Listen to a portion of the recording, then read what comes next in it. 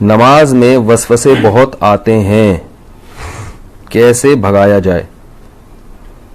देखो, नमाज में वसवसे अगर इस तरह के आ रहे हैं ना, वसवसे दो तरह के होते हैं। बाद लोगों को तहारत यानी नापाकी का वसवसा शुरू हो जाता है कि पता नहीं हवा तो नहीं खारिज हुई है, पेशाब का कतरा तो नहीं निकला। तो उसके बारे में सही हदीस है कि जब तक 100% यकीन ना हो वजू टूटने का, उस वक्त तक यही समझा जाएगा कि वजू बाकी है। अब जो वसवसे का मरीज है उसको ये शुबा होता है पता नहीं मुझे 100% यकीन हो रहा है कि नहीं हो रहा है। तो उसका उलमा ने हल लिखा है कि अगर आप कसम उठा के कह सके ना, कोई उस वक्त पूछे कि भाई आपकी हवा खारिज हुई है या पेशाब का कतरा निकला है, तो आप कसम उठा के बोले अल्लाह की कसम हवा खारिज हुई है, तो ये इसकी अलामत है आपको 100% यकीन है। यानी अगर आप कसम उठा सकते हो तो कहा जाएगा कि वजू टूटा है।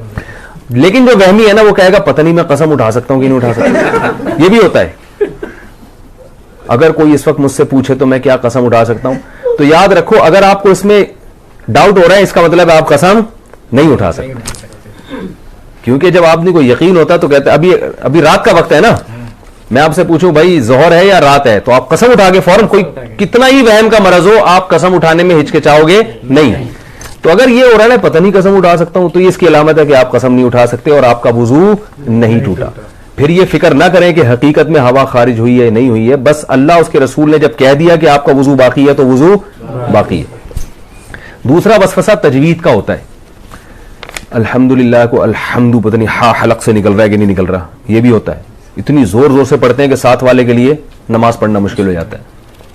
तो ऐसे वसवसे के मरीज को चाहिए बस जल्दी से पढ़ लिया करे। किसी ने बड़ा अच्छा मलफूज भेजा हजरत डॉक्टर अब्दुल हई रहमतुल्लाह अलैह का, कि उनके पास एक शख्स आया और कहने लगा मेरे तो सजदे ही बेकार हैं, मेरी तो नमाज ही बेकार है, नमाज में दिल ही नहीं लगता और वसवसे आते हैं, पता नहीं कहाँ तवज्जो होती है, ऐसी नमाज का क्या फ़ायदा, ऐसे सजदों का क्या फ़ायदा।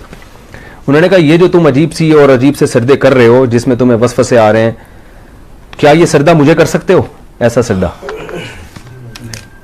उन्होंने कहा नहीं ये तो नहीं कर सकता। कितनी क्या प्यारी दलील दी। उन्होंने कहा इसका मतलब है कि ये वही सजदा है जो सिर्फ किसके सामने होगा? अल्लाह के सामने। इसका मतलब ये कबूल हो रहा है, तभी ये किसी और के सामने नहीं हो सकता। तो वहम के मरीज को चाहिए भाई, इसी तरह जिन लोगों का नमाज में दिल नहीं लगता, ख्यालात आ रहे हैं, भाई है तो नमाज ना, यही ख्यालात वाली नमाज आप किसी और के सामने खड़े होकर कभी नहीं पढ़ोगे, ये अल्लाह ही के लिए। तो ये इससे मैंने ये सुना, मुझे इतना फायदा हुआ। मैंने कहा देखो यार कितनी हौसले की बात कर ली उन्होंने। भाई टूटी फूटी लंगड़ी लूली नमाज है तो अल्लाह के लिए ना, बाकी जाहिर है दिन भर मेहनत मजदूरी करेंगे तो ख्यालात तो आएंगे। ख्याल तो ऐसी चीज है जितना भगाओ और आएगा। वो लतीफा सुना है कुत्ते वाला? वो एक पीर साहब ने किसी को, जाली पीर थे ना, तो ये तावीज़ गंडों का काम बहुत करते हैं, तो इन्होंने किसी को तावीज़ दिया और 50-60 हज़ार रुपये उस तावीज़ की कीमत ली। उस देहाती को कहा कि ये तावीज़ है 50-60 हज़ार रुपये का है, और अब उनको पता था असर वरसर तो कुछ होगा नहीं, तो पैसे ये मांगने आ जाएगा। तो उन्होंने उस गंवार को, देहाती को कहा ये तावीज़ जब असर करेगा, जब घर में जब तुम दाखिल होना इस तावीज़ को लेके, तो काले कुत्ते का तस्वुर दिमाग में नहीं होना चाहिए। अब आप बताओ कौन घर में दाखिल होता है तो काले कुत्ते का तस्वुर होता है? किसी के भी नहीं होता। उन्होंने बोला जब घर में जाओगे तो काला कुत्ता नहीं होना चाहिए। अब वो कह रहे यार 50 हज़ार रुपये खर्च हो गए और अगर काला कुत्ता दिमाग में आ गया तो सारा तावीज़ जाया। अब वो बार बार कह रहे यार ये काला कुत्ता निकले किसी तरीके से, छिटक रहा है यूं करके काला कुत्ता। वो जितना निकालोगे उतना ही दिमाग में आ रहा है। अब घर की दहलीज पे पहुंच गया तो यूं यूं करके कुत्ता निकाल रहा है, कुत्ता निकाल रहा है, और आ भी काला ही रहा है। कह रहे कमबख्त, एक तो आ भी कुत्ता रहा है और ऊपर से काला ही आ रहा है। भाई 3 दिन तक ये करता रहा है, घर में दाखिल ही नहीं हो रहा। बच्चों को बाहर निकाल दिया, खाना इधर ही दो मुझे, जब कुत्ता निकलेगा तो घर में दाखिल होगा मैं। लेकिन कुत्ते ने तो और घुसना था और घुसना था। बिल आखिर यही हुआ कि घर में गया तो जहन में कुत्ता था। बाद में आया वो अपने जाली पीर से कहने लगा ये असर ही नहीं। उन्होंने कहा मैं देखा, मुझे तो पता चल जाता है तुम्हारे जहन में कुत्ता था, और अकीदत होगी कि एक तो उनको पता भी चल गया। तो वसवसा ऐसी चीज है जितना निकालोगे उतना ही आएगा।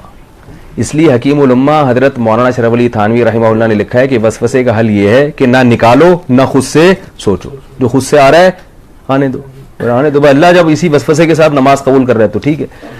और वजू के बारे में सोचो ही नहीं, 3 दफा मुंह धो, उसके बाद सोचो ही नहीं यहाँ से खुश यहाँ से कुछ। वहमी के मरीज हैं उनका कभी भी वजू नहीं हो सकता। उनको आप तालाब में डबो के निकालेंगे ना 6-6 दफा, फिर भी नहीं होगा उनका वजू। तो ये बहुत बड़ी बीमारी है। इसलिए जो है ये वहम ऐसी बीमारी है कि डॉक्टरों, जो नफ्सियाती डॉक्टर होते हैं ना, उनको भी बीमारी हो जाती है ये।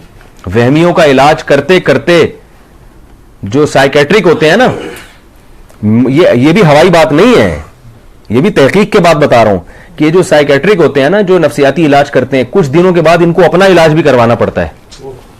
ये हकीकत है, आप किसी डॉक्टर से पूछ लें, किसी अपने से बड़े डॉक्टर के पास बैठे होंगे अगर मुझे ये हो रहा है, ठीक है ना, क्योंकि हर वक्त इनके पास ऐसे मरीज आ रहे हैं जो उल्टी उल्टी बातें कर रहे हैं, तो थोड़ी देर में ये भी उल्टे उल्टे सोचना शुरू हो जाता है। कोई नॉर्मल बंदा ही नहीं आता इनके पास। तभी मैं वहमियों से बहुत डरता हूं।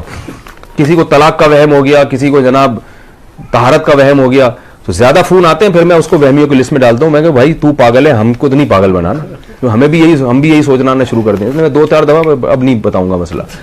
तो वो क्या हुआ था, वो इसी तरह एक बंदा गया, उसको वहम हो गया था कि मैं बंदर हूं। तो वो डॉक्टर साहब के पास गया, डॉक्टर साहब मुझे वहम है कि मैं बंदर हूं। डॉक्टर ने कहा पंखे से नीचे उतरोगे तो बात करूंगा ना भाई मैं।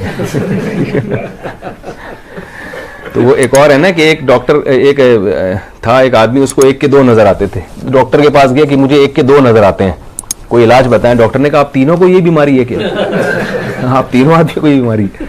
तो बाज़ दफा डॉक्टर खुद उसमें मुब्तला होता है। तो वहम का इलाज खुद ही कर सकते हैं भाई। वो क्या है कि वहम को लिफ्ट